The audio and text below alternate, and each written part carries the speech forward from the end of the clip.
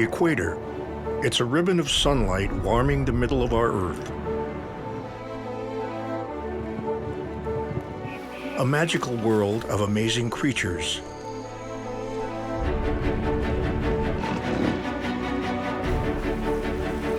And joyful people.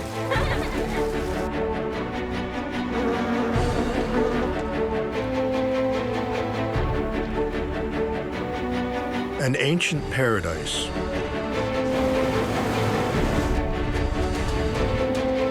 An enduring mystery, waiting to be explored.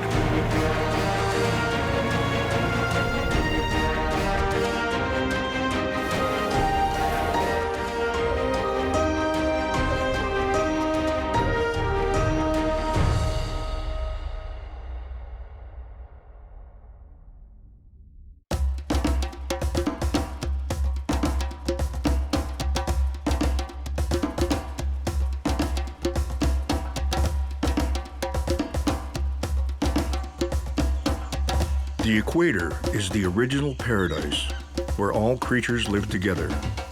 It is the cradle of life. Humans and every other animal appeared first on the equator. It is also the museum of life. In this super stable climate, animals do not go extinct. All of the world's last great rainforests lie on the equator. These deep jungles cover parts of Indonesia, Central Africa, South America, and even touch equatorial islands like Galapagos. They are the lungs of the planet and treasures of biodiversity. They hide our closest cousins, the ancestors of our beloved pets, and tiny creatures whose brief lives can tell us a lot about where we're going. And deep in these jungles, you will find the unique species of scientists willing to sacrifice their own comfort to study and preserve some of Earth's most incredible creatures. On the Atlantic coast of Africa is the nation of Gabon, a former French colony and one of Africa's most wealthy and stable countries.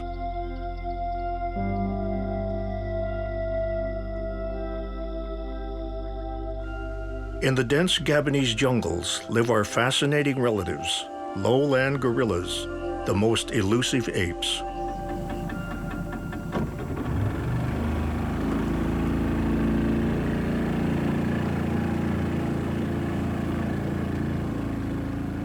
Endangered by hunting, the gorillas hide from people, but a team of scouts led by American zoologist Martha Robbins is slowly getting to know the gorillas' habits. I love that I have a job where I learn things and that I can discover things. I never know what I'm going to see on any day that I go out in the forest. Martha has been working since 2005 to get close to these gorillas.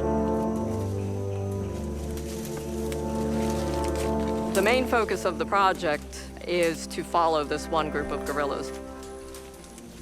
To relocate the gorillas in the morning, it can take anywhere from 15 minutes to a few days.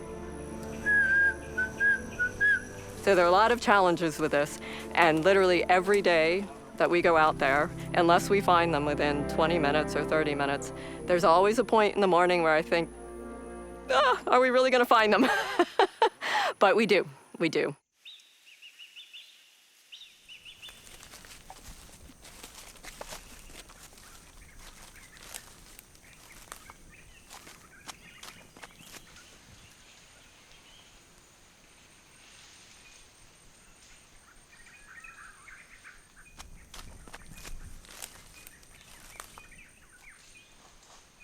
Her goal is to get them used to people, because having people nearby can shield them from danger.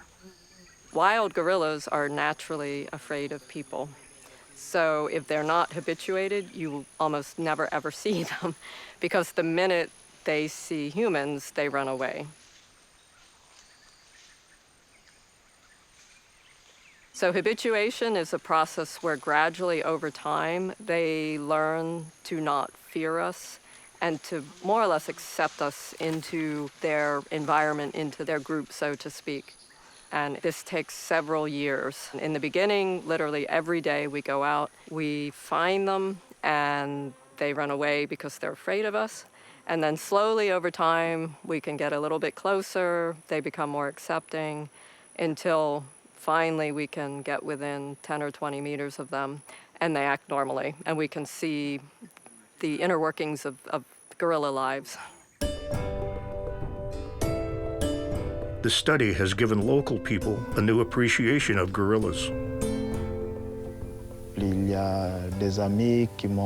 Some friends have asked me once, all gorillas look the same. How can you tell that it's this one or that one? You could also say that all humans look the same. They all have two arms, they have a head, they have eyes. But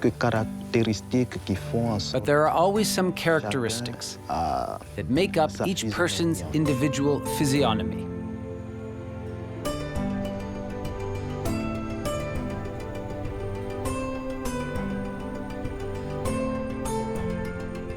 The presence of researchers helps protect the gorillas and their forest by discouraging illegal poaching and logging.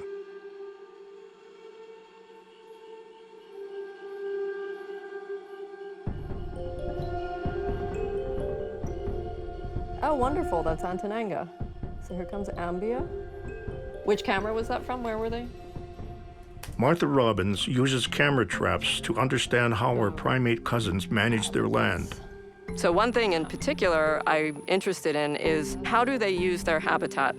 This 5 by 5 kilometer area, how do they decide where to go? And how do they, okay, this fruit has just started to be in season, there's fruit now. They seem to know where certain trees are and so forth. And this is his son, was seen further north. Some different wildlife here. So this is where we changed the camera this morning. So way up on Bafia.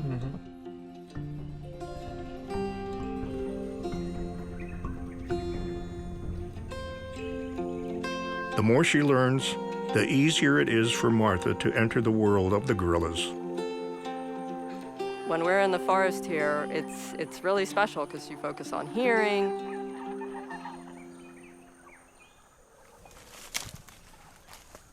I think you really use all your senses more, and that somehow can make life fuller in a way.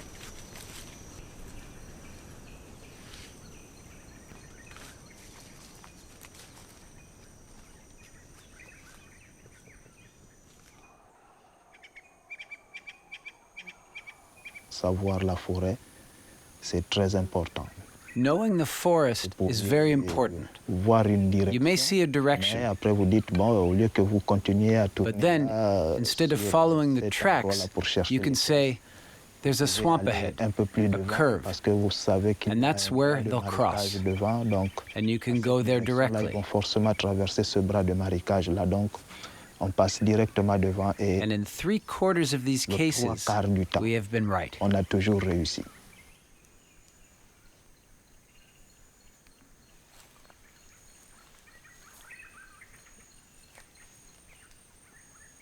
They eat the bark of this, and it's still quite wet. They ate it recently.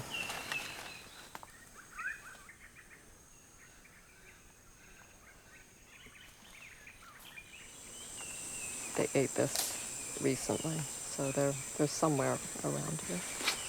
We'll find them.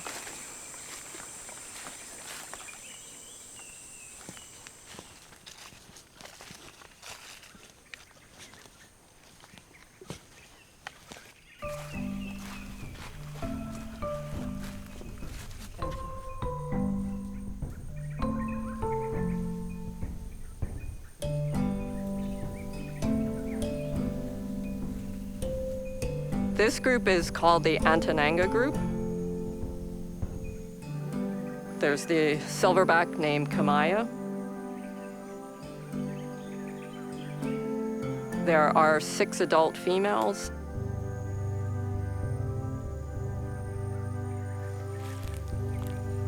And then there are 9 what we call immatures. And they range in age from the youngest infant is 9 months old, and then the oldest immature, he's about 8 to 9 years old. It's a really lovely group right now because it's a good size for Western gorillas.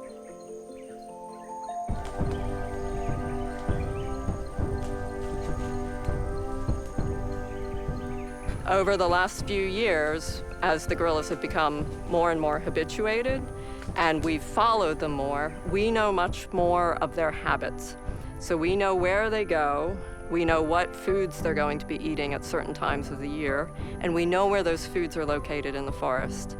So now if we lose them, we can find them typically within a day or so, whereas 3 or 4 years ago, we might lose them for a week or more.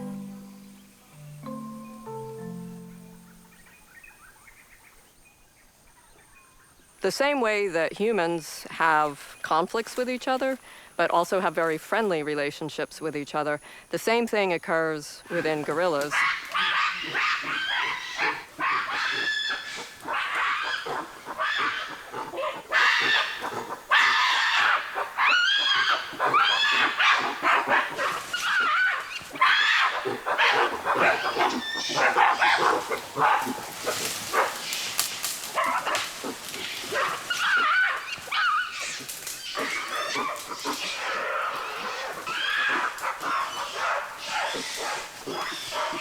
Sometimes if they're feeding in a fruit tree together, they are very close to one another, and that's where we may see that one gorilla approaches another one too close or wants to go for the same spot to feed. And so then a conflict or a fight will come out. What we saw in the forest today was actually a pretty severe fight.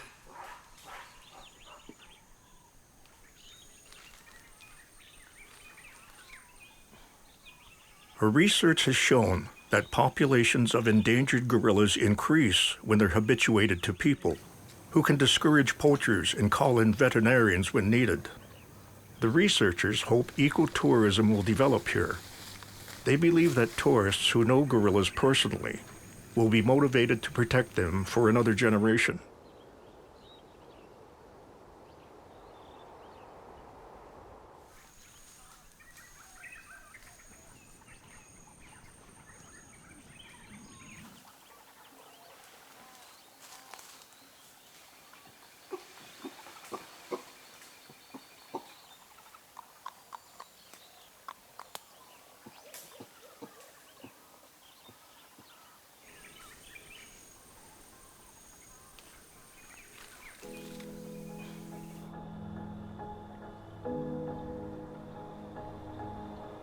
There's many visions of paradise. They all share certain traits.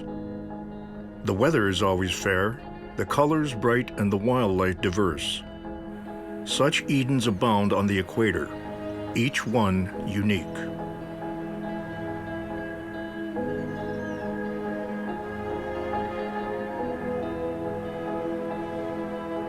In Ecuador, between the Andes and the Amazon, is Yuni National Park. It's said to be the single most biodiverse place on Earth, but its riches are deeply hidden. Biologist Diego Mosquera spends his days searching for them.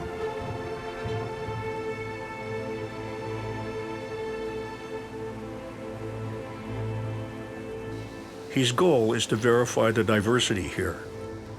Yasuni is threatened by oil drilling. Diego hopes to protect it by proving how unique this jungle is.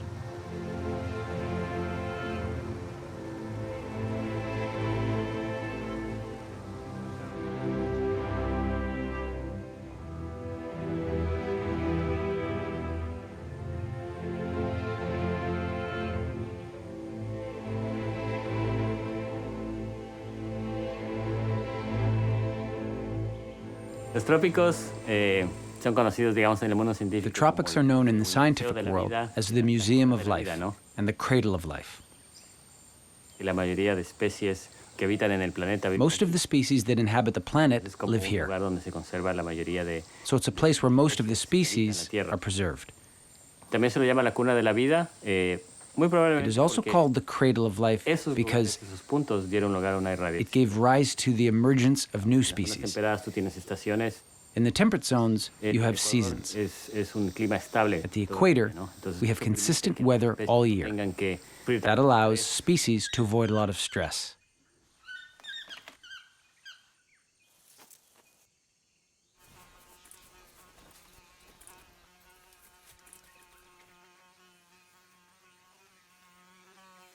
The fact that this is an almost original forest that hasn't changed in the last 10,000 years makes it ideal to study how animals live in their natural habitat. You can go to the forest and walk for hours and not see any animals. But that doesn't mean animals are not there.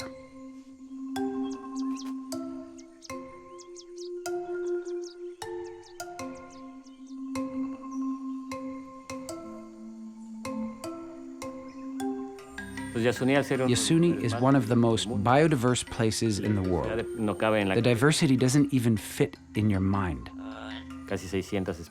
There are almost 650 species of birds, more than 200 species of mammals, more than 200 species of amphibians, 100 million insect species per hectare. In 100 meters by 100 meters, there are more plant species than in the US and Canada combined. Yuni is a refuge. It's like an island surrounded by human activity. Diego's mission is to catalog the creatures of Yuni as fast as he can.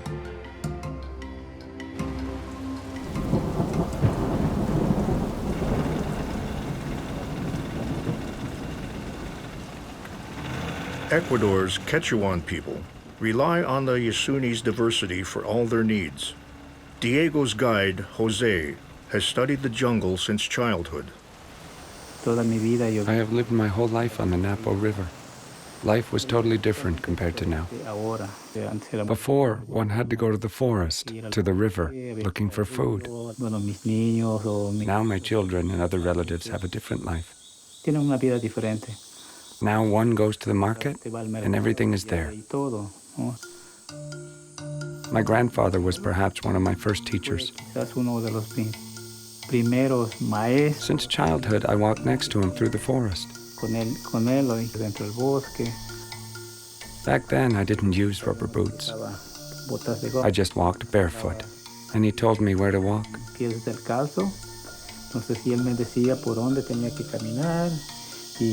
There are many venomous serpents that can kill us in half an hour.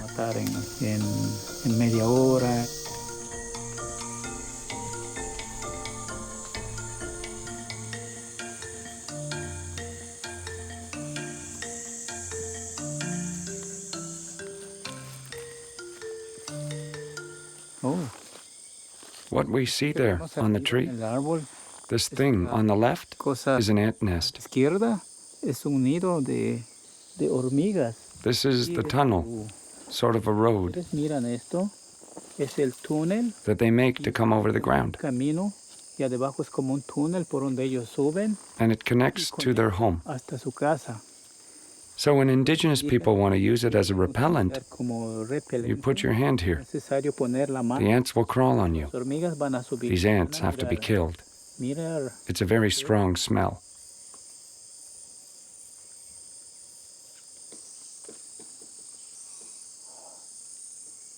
And this has to be put on the body.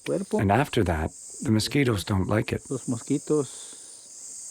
That way they protect themselves and walk naked for many hours.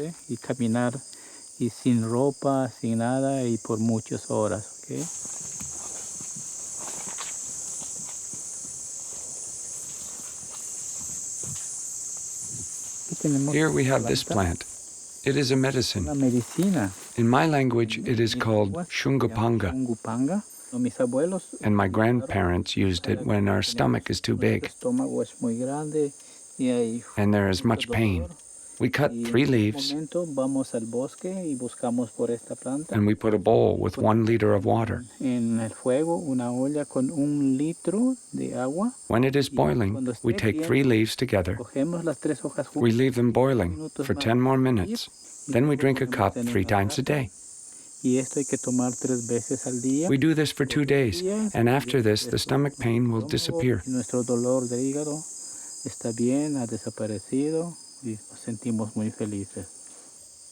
We can find this medicine just in places where there is virgin forest or primary forest.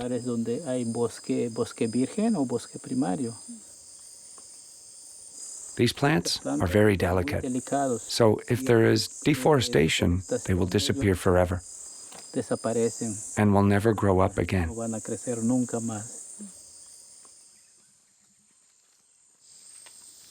The most important thing that my grandfather taught me is to value and love nature.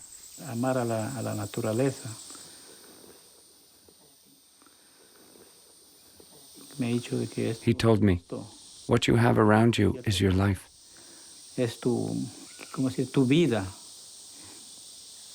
If someone tries to take it from you, you must fight to the death for it. Because from nature, you have food, drink, medicine, everything. Because we all live from it.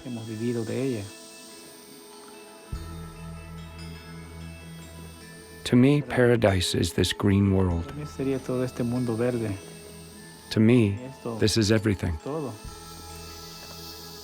My primordial paradise, Yasuni.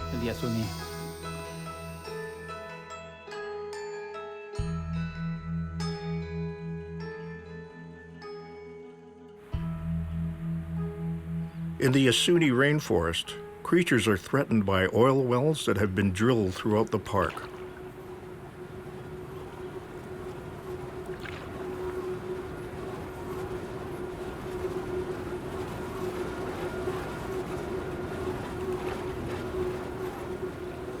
El sonido de ese sonido que escuchamos. The noise we hear? The Sonido de is the sound of a generator from the oil activities. Hoy está particularmente fuerte el sonido. Today is particularly loud. De dónde está uno. It depends a lot on where one is, the wind, fog, etc. Pero a pesar de que está tan lejos, podemos oír que. But despite it being so far, we can hear the noises super loud. Para los animales es. If we detect it like that, for the animals it's way worse. The animals hear all and see all, but they are never seen. Diego needs help to learn their ways. Nosotros empezamos con nuestro proyecto de cámaras trampas. We started our camera trap project about 10 years ago. Empezamos este proyecto, teníamos la idea de aprender más sobre los animales. Entonces, en lo que se refiere al estudio de mamíferos, in regards to the study of mammals, we can literally divide it into before and after camera traps. Because with the camera traps, we've obtained a lot of information, and valuable information.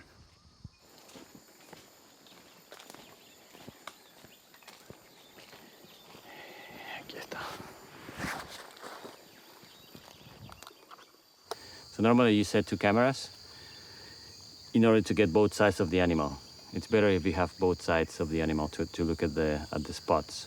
And then you can look at the spots and you can identify individuals. And that's the important thing when you study these animals, because when you know individuals, then you can do a lot more things. You can estimate the abundance, the density, when they are active, and many, many other things. The jaguars use the same routes over a long period of time. In this case, what I'm trying to do is to get a video of him.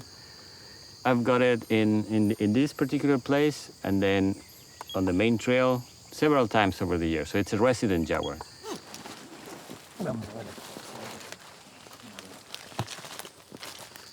At this very moment, animals could be watching us. They can smell us, they can sense that we're here.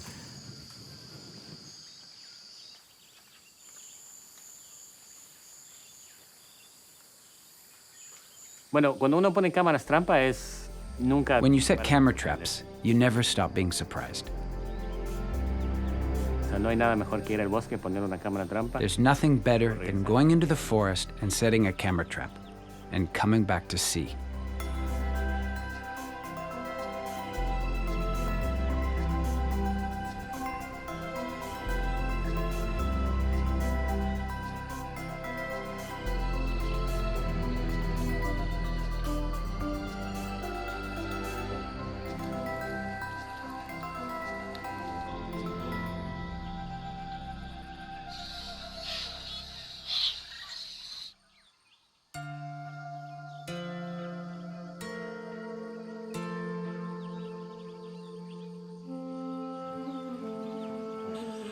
That was like in March last year, to set some cameras in some of the plots that we have.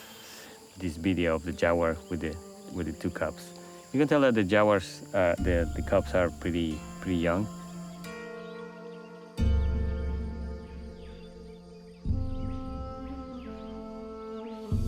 Ver un jaguar, no hay nada que pueda describir. For me, the jaguar is like poetry. To see a jaguar, it is like an energy, so powerful that you feel that you will never tire.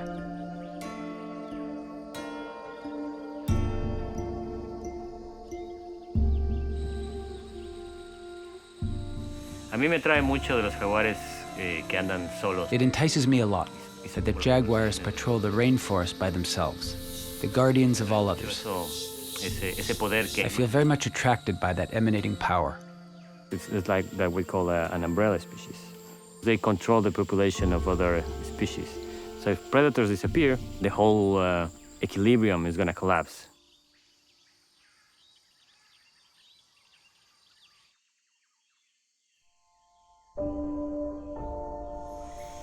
I remember clearly a moment when I was at the river and saw my first jaguar. So I saw the jaguar, and the jaguar looked into my eyes. It was like a power that I sensed the animal had transmitted to me. So I said, wow, this place is my place.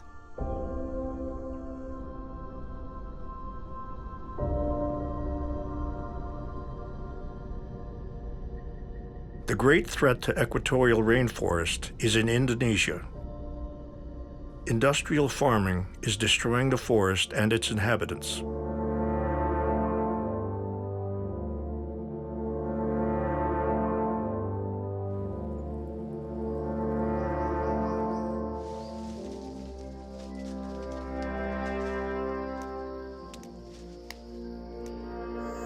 Orangutan itu ya pastinya lah manusia.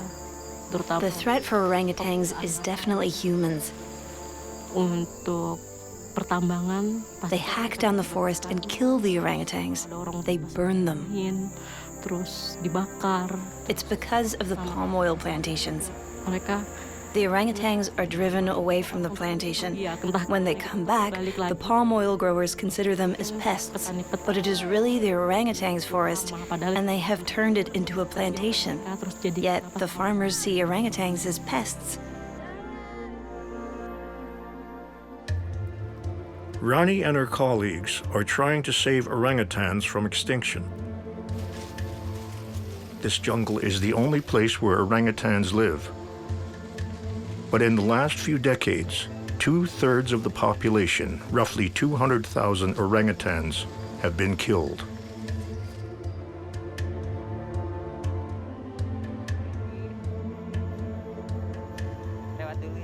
Samboja Lestari is a 2,000-hectare refuge that takes in injured or orphaned orangutans. The animals are nursed back to health and eventually released into protected forest.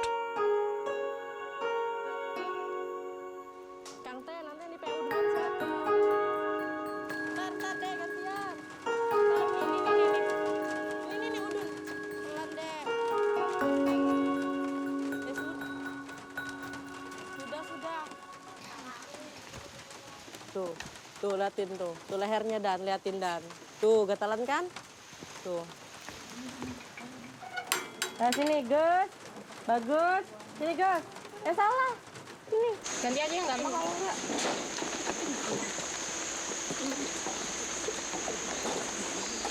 Ya, 17. 17. Dah, sana. Ian, di bawah sudah. Di bawah aja ini. Ukur-ukur. Kalau misalnya kayak sakit gitu, pasti mereka itu. If they're sick, they will just sit next to us and do nothing. Then there's also some physical signs that tell us, oh, this orangutan is sick, and they want some caring from us. Kayak gitu. Diam deh ya. Rambutnya basah. Berapa tadi? 22 atas. Terus. Pedro itu. Pedro is naughty but nice. He never obeys me, but he's afraid of his father. Takut gitu sama kipernya lagi. He's afraid of the male keepers. Bikin baju. Bikin baju. Bikin baju. Gak bisa main.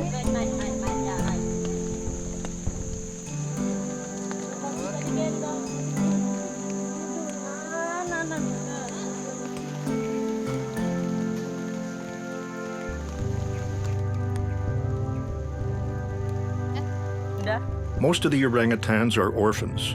The reserve raises and then re-releases them. But first, they have to learn how to be wild.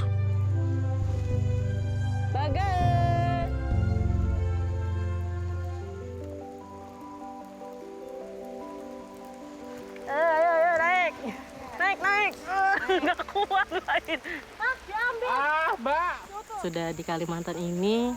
I've been working here for almost 5 years. Hampir 5 tahun, 4 tahun setengahan lah ya di sini sudah.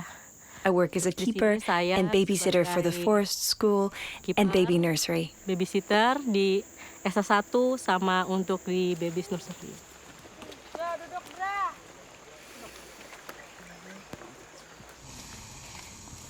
Mereka itu kan di sini banyak yang yatim. A lot of the orangutans here have no parents. Ya, pastinya kan I feel bad for them.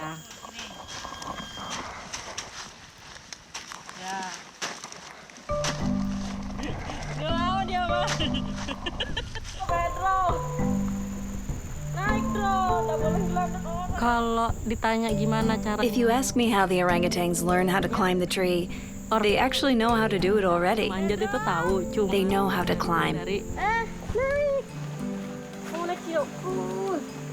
Mau nggak ngajarin dia? Ya, Are we willing to teach them? anak kalau kita It's just like us and our children. If we're willing to teach our children to play, to learn how to climb, then their instinct to climb will come up on its own.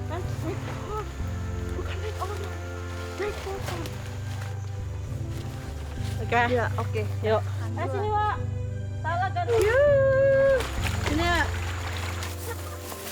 Ayo. Orangutan itu kurang lebih kayak Orangutans are similar to humans. itu ya, kita ngerasain juga dia They are truly my children. When I'm mad, they know it. saat kita sayangin dia ngerti. When I give them love, Dia manjat. they understand it. Tuh, jadi ya When they're sick, they look for attention from me. They're just like my own children. Orangutan is a Malaysian word that means old man of the forest. Evidence that people have always considered them kin.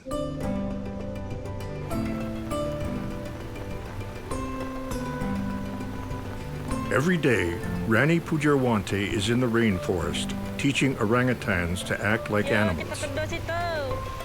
Awas, kena duri.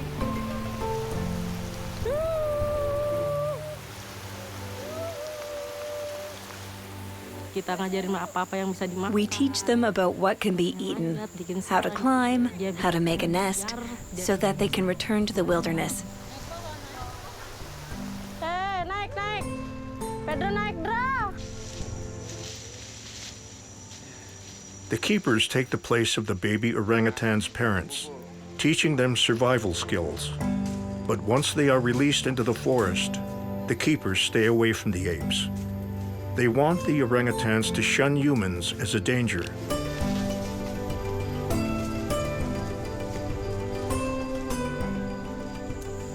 Tujuan kita kan pingin orangutan itu untuk. Our goal is to get the orangutans to regain their natural instincts. Jadi jangan sampai So we shouldn't treat them as humans or their behavior may change. berubah perilakunya. That's what we need to be careful about. Menjaga jarak. Mungkin kalau untuk That includes keeping your distance. bayi memang perlu. The babies may require more Tapi approach, kalau di sini kan kita. but here we have to start Ya, keeping a ya, distance. Makan di sini ini.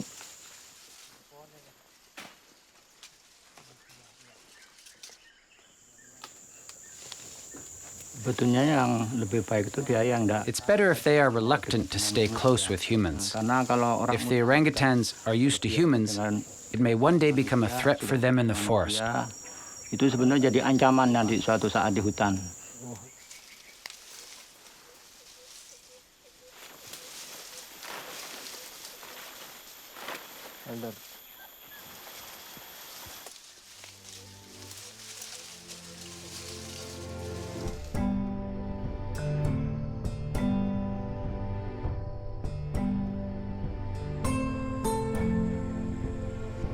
Romeo.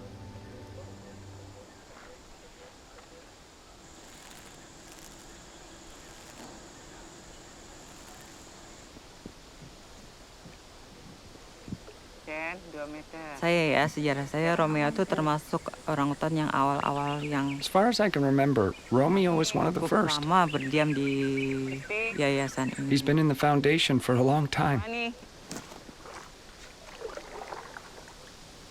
Si awal memang agak surprise mungkin Romeo. His initial reaction was Tiap hari he was a little bit surprised. Tiba-tiba berada di alam He's liar used to dan being in the punya cage every day, and all of a sudden, tapi itu he's in the wilderness with trees around him. istilahnya kagetnya itu But it was just for a few days. beberapa hari habis itu sudah After that, he started to relax and enjoy himself. bisa keliling pulau untuk mengitari daerah. He was able to go around the island to trace his territory.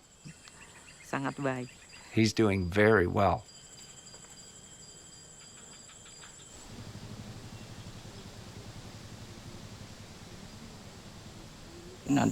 Maybe one day our future generations will no longer be able to see orangutans because they have become extinct. The Earth without orangutans would be missing history. No history, nothing to see, nothing to tell our future generations. No proof, only stories. The experience of orangutans is an old story. People push creatures further and further away until they fall off the earth, unless they find somewhere very remote to hide. If species are forced to move, they must evolve or perish. We know that because Charles Darwin discovered it almost 200 years ago on isolated islands in the Pacific Ocean.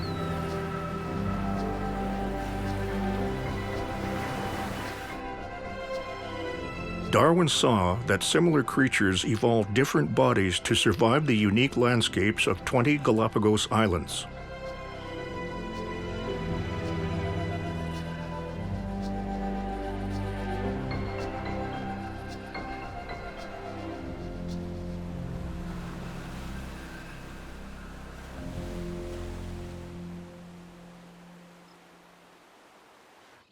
The many kinds of Darwin's finches were the best example.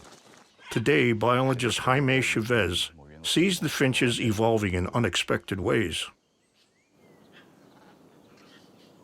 I'm an Ecuadorian native, and I've been working on Darwin finches and studying the evolution of species in the Galapagos for the last 7 to 8 years.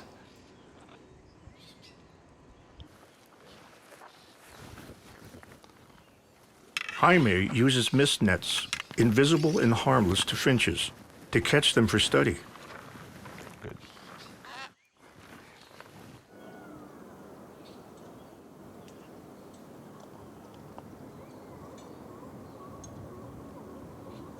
The origin, Darwin finches, is from one common ancestor that gave rise to this variety. They differ primarily on their sizes and primarily on their beaks.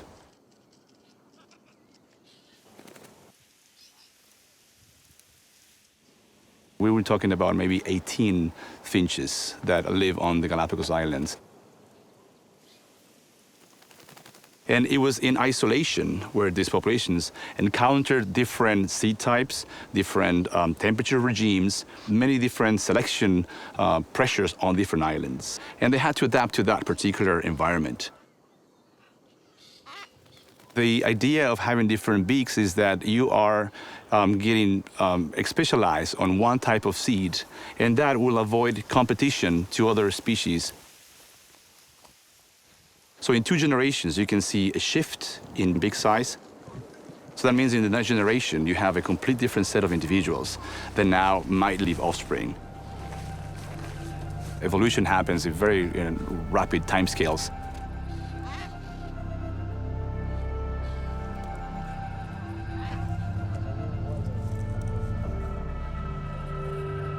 Jaime's research also shows that evolution never stops and that finches continue to change shape as they encounter new foods.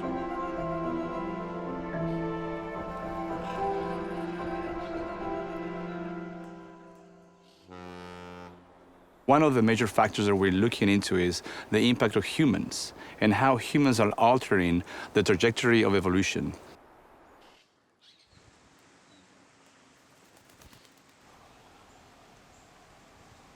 Ironically, by making Galapagos famous, Darwin altered the course of evolution here. Almost no one lived here when Darwin visited, but fame drew scientists and then tourists. Their presence altered the landscape, and that eventually changed the animals too.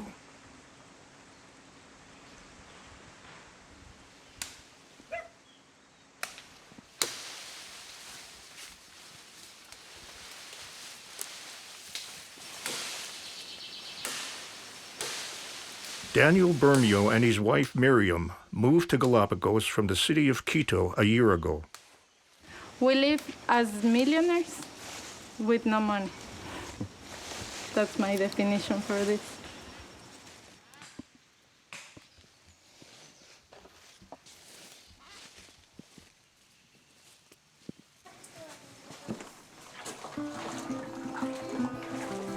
You can grow anything here. It's incredible that you can see papayas and potatoes in the same field. Rúcula, albahaca. Arugula, basil, lime basil, purple basil, beans, string beans, tomatoes, papaya. What else? Café. Coffee. Y muchas frutas. And so much tropical fruit.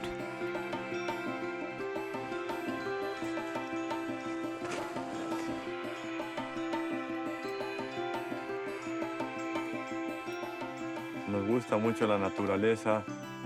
We like nature a lot. Hacer el mínimo impacto. We always try to make the least impact. But the fact that we are here is an impact. Entonces eso no sé si lo puedas. I don't know if we can avoid that.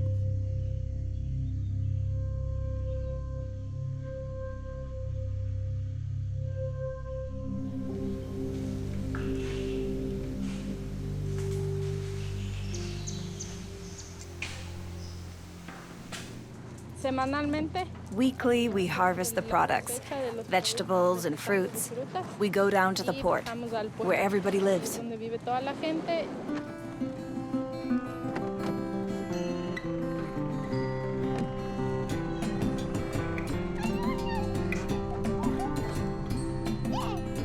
Daniel and Miriam's organic farm is just a year old and already a success. Their market is guaranteed. In 1970, 5,000 people visited Galapagos. In 2015, the island had 225,000 tourists. There are 25,000 full-time residents to serve them. Most make a good living because tourists who come here tend to be wealthy.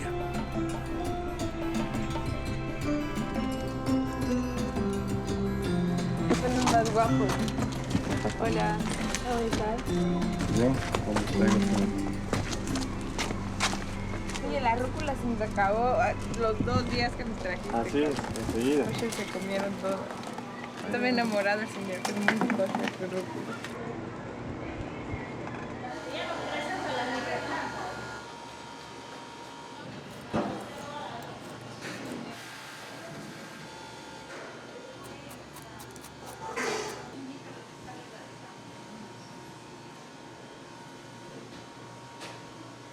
This is a new project here in the island where we've decided to use all the local ingredients because we've realized there is so much growing here and people just take it for granted.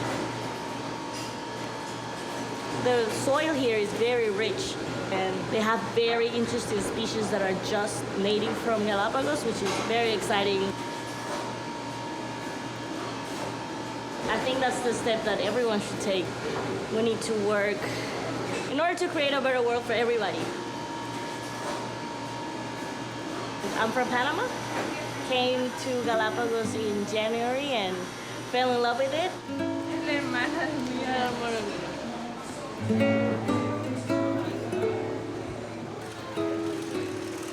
Tourists are restricted in their movements and forbidden from touching animals, but animals go wherever they please.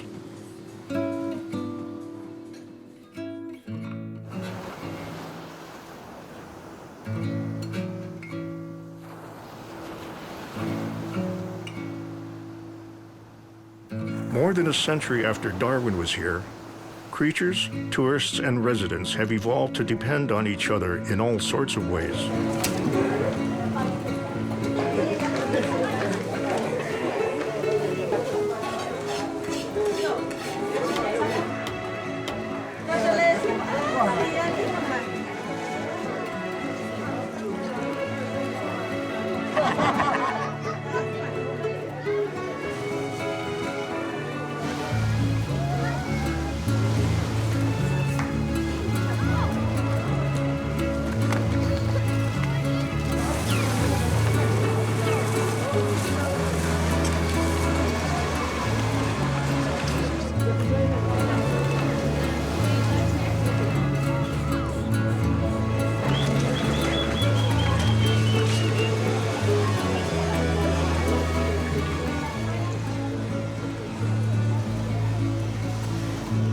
The Galapagos Islands have more experience with ecotourism than anywhere. Since the 19th century, people have been coming to see its unique creatures. Jaime Chavez is probing the impact of that, one Darwin's finch at a time.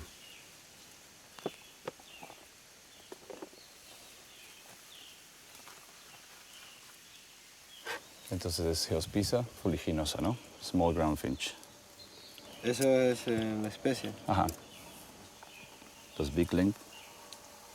962. 9.62. Big width. 720. 7.20. 680. 6.80. Deep.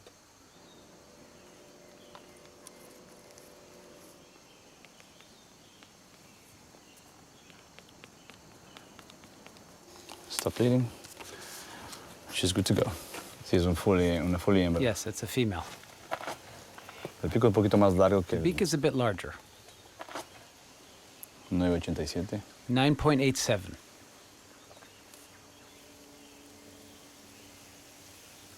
765. 743. 1010.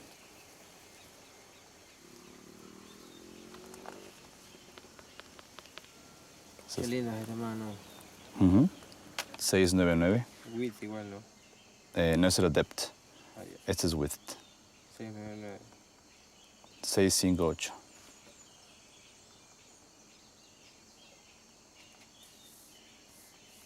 827.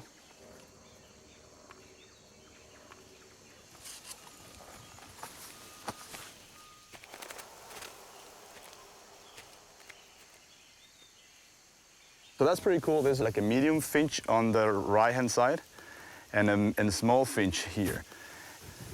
Here's an example in which two species with very different beaks are feeding on the same seed. So we want to see exactly what species are there to see the size of the seeds. So we observed two species of finches feeding on these seeds, right? We saw the small ground finch and the medium ground finch. If that is an invasive plant, these small, soft seeds are going to be breaking down those isolated groups, and might be just one big type of beak per island that are eating soft items like these introduced plants, or even in the urban sites, maybe some human items as well. That means that the number of intermediate beaks are going to increase. And then instead of having very distinct morphotypes, you will have a homogenic sample of all the birds. So all the birds might look the same.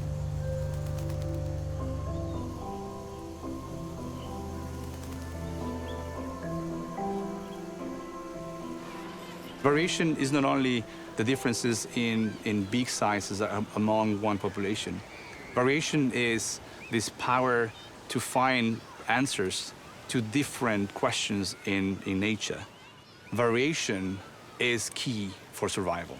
The beak of some finches now are very different in areas where there have human settlements around compared to areas there are not.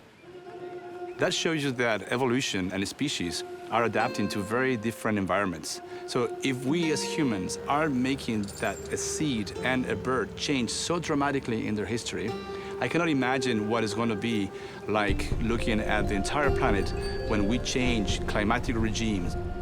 We have changed so much.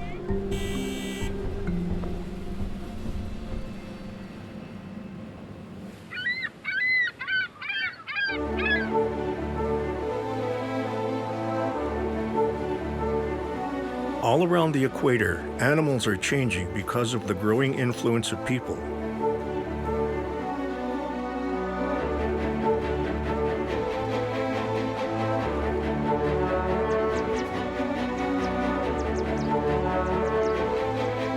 Sometimes for worse, and sometimes for better. The humans and creatures who share the equator are evolving and creating a new world.